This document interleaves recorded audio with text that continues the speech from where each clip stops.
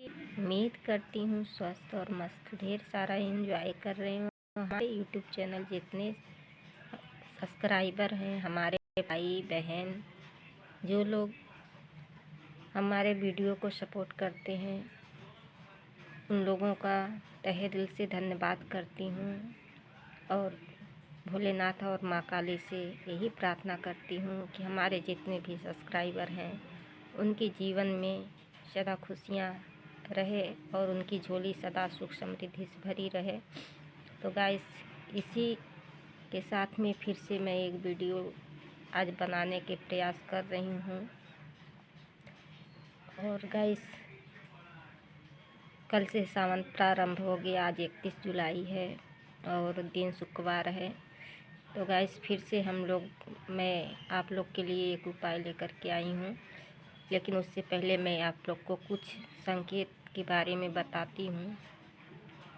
Guys, जैसे कुछ लोग बोलते हैं कि कुछ लोग ईश्वर पे बहुत ज़्यादा भरोसा करते हैं, विश्वास करते हैं। कुछ लोग बोलते हैं क्या किसी ने भगवान को देखा है? भगवान कौन होते हैं? भगवान होते ही नहीं हैं। कुछ लोगों का तो ये भी कहना है। पर गाइस, ईश्वर तो हैं, ये हर कोई जानता है। सुख में भले ही ईश्वर को कोई ना याद करे, पर दुख का समय जब आता है तो सिर्फ ईश्वर ही याद आते हैं। और हर मुश्किल से उनके मर्जी के बिना तो एक पत्ता भी नहीं हिलता। तो सुख हो या दुख हो, वो सब तो दोनों ईश्वर का ही देन है। रही बात ईश्वर हैं ना हैं, इतनी दुनिया में धर्म की कार्य हो रही है, पूजा पाठ, बड़े बड़े महात्मा, बड़े बड़े संत जो अपने जीवन में सब कुछ त्याग करके ईश्वर का ही पूजा पाठ, उनके धर्म पे चलना अपनाया है, नियम अपनाया है। तो बड़े बड़े महात्मा जो हैं वो जब इस चीज़ को मानते हैं कि नहीं ईश्वर हैं, तो हम लोगों को मानने में क्या जा रहा है। और ये तो सत्य है कि ईश्वर हैं, तभी ये सृष्टि, ये दुनिया रुकी हुई है। नहीं तो कहीं पे पाप तो कहीं पे पुण्य भी इस दुनिया में हो रही, इस धरती पे हो रही है। और इतने धर्म के कार्य हो रहे हैं, वही तो इस धरती को रोक करके रखा है। नहीं तो पाप तो बहुत ज़्यादा कलयुग में बढ़ चुके हैं। तो गाइस, ईश्वर को ये नहीं है ईश्वर मंदिर में ही मिलेंगे। ईश्वर को बहुत सारा चढ़ावा चढ़ाइए, बहुत सारा। ईश्वर को चढ़ावा नहीं चाहिए, ईश्वर को मंदिर जाने से नहीं ईश्वर प्राप्त होते हैं। ईश्वर को श्रद्धा चाहिए, ईश्वर के प्रति भाव चाहिए। आप जिस भाव से उनको देखेंगे, जिस भाव से ईश्वर को पूजेंगे, आप सिर्फ आंखें बंद कीजिए और ईश्वर को याद कीजिए तो ईश्वर आपको साक्षात नज़र आते हैं, दिखाई देते हैं। पर उनके प्रति आपका भाव कैसा है, आपका श्रद्धा कैसा है, उस हिसाब से भगवान ईश्वर सबको दिखते हैं। और ईश्वर पे जो ब्लेम रखते हैं, जो विश्वास करते हैं, उनको ईश्वर दिखते हैं। पर ये तो सबको पता है, चाहे ईश्वर को कोई माने ना माने, पर ईश्वर तो है, हर किसी के दिल में ईश्वर है। ईश्वर को ढूंढने जाने की कोई ज़रूरत ही नहीं है कहीं पे। तो गाइस, यही उपाय है इसी के लिए। और हम कुछ यही सब बातें हैं जो हम बता रहे हैं। हमको मतलब आज इस टॉपिक पे इसलिए बात कर रही हूँ क्योंकि बहुत लोग हमको ऐसे मिलते हैं कि जो लोग बोलती हैं कि अरे ये पूजा पाठ, ये भक्ति, जाप, मंत्र, ये सब क्या है, भगवान थोड़ी ना है, भगवान कहाँ दिखते हैं, किसने भगवान को देखा है। तो इसके बारे में मैं इसलिए चर्चा की हूँ, आप लोग का थोड़ा सा समय ली हूँ। हो सकता है आप लोग को समझ में आए भी ना आए, उसके लिए मैं माफ़ी भी मांगती हूँ। पर गाइस, ये सत्य है कि ईश्वर हैं और ईश्वर तो हर चीज़ में संकेत भी देते हैं, बताते हैं। अगर आप अपने घर में नियम पूर्वक पूजा पाठ करते हैं तो हर चीज़ में आपको ईश्वर का संकेत मिलेगा। बस पर देखने का नज़रिया अपना होना चाहिए। मान लीजिए कि आप लगातार पूजा पाठ कर रहे हैं और आपके घर में आप अपने दीपक से भी उनका संकेत समझ सकते हैं।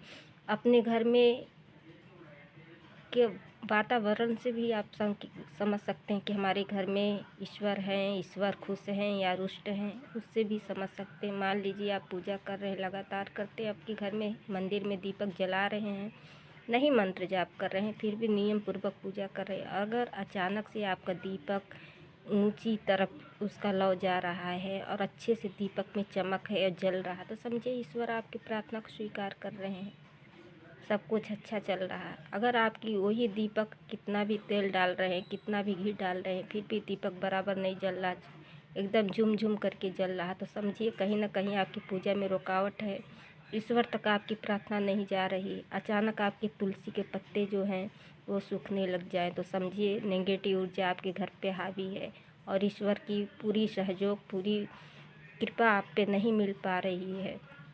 अगर नारियल का पेड़ है, आपने लगाया है मंदिर में, घर में, बाहर, वो अचानक उसके पत्ते सूखने लग जाएं, तो समझ जाइए कि कुछ ना कुछ हमारे घर में नेगेटिव ऊर्जा है, इसलिए हमारे घर में जो है कि इस तरीके से हमको दिखाई दे रहा। तो ये सब ईश्वर का ही संकेत है।